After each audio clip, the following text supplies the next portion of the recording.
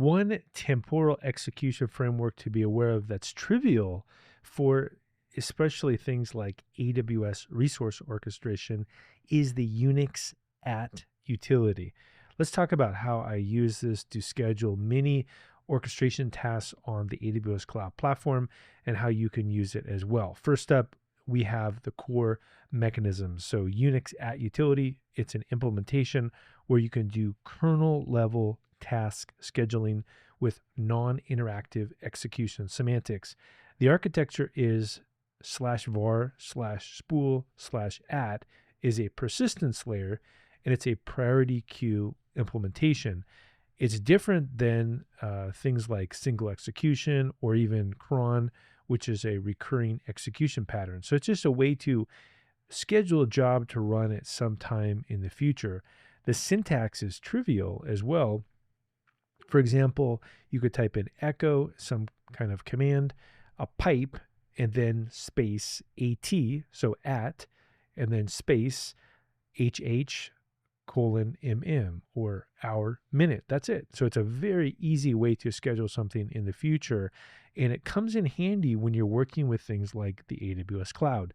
First up here, we have EFS Rate-Limit Circumvention. This is something that happens sometimes when you're using the Elastic file system. It's a very complex system, and you may be experimenting with throughput or other aspects of it, and you could have an API cooling period where you're going through and scheduling things, and it turns out that you've exhausted the API's ability to use maybe throughput or bursting or elastic mode, and then now you're stuck. Well, what do?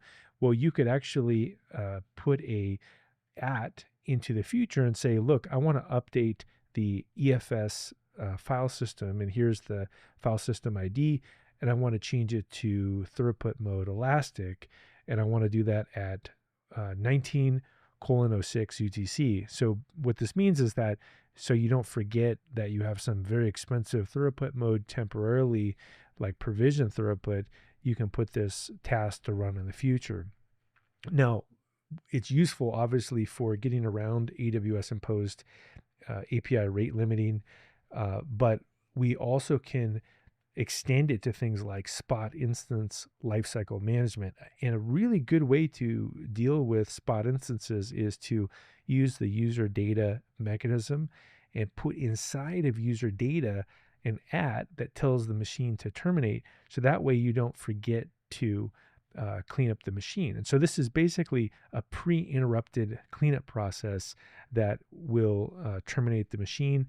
And this could be a great way to do resource reclamation, so scheduling snapshots or EBS preservation before the spot is reclaimed. You can also do cost optimization, so you can have timed spot request during historical load demands. So you could be looking at an API, and then you could, when a price point hits the one you want, you could schedule a request to go into the future, and then go through and schedule a spot to launch at that particular time. So it's a very interesting way to, in a very simple way, use resources, delay resources. And another thing to think about is that it's a great way to do cross-service or orchestration as well. So things like Lambda triggered operations or event bridge patterns or state management.